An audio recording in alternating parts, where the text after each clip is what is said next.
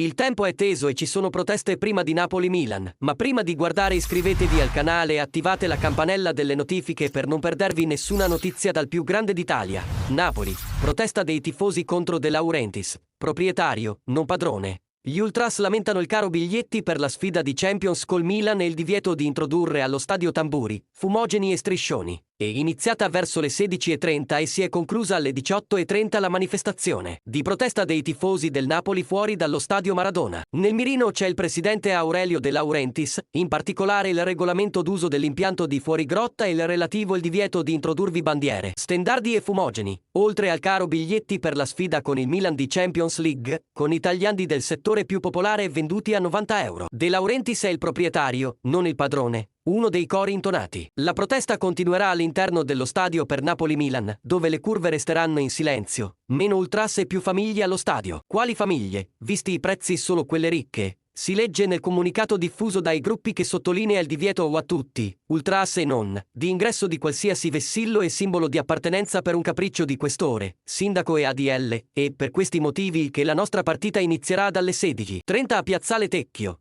Ci ritroveremo con bandiere, stendardi e fumogeni per ricreare quell'atmosfera che ci è negata all'interno dello stadio. Sono tutti invitati a partecipare, soprattutto quelle famiglie che non possono permettersi il lusso di poter entrare. In curva, concludono, resteremo in silenzio e torneremo a cantare fuori oltre il 90° per quella città e quella maglia che abbiamo sempre difeso. Lascia la tua opinione sulle proteste nei commenti. Fino alla prossima notizia. Forza Napoli sempre!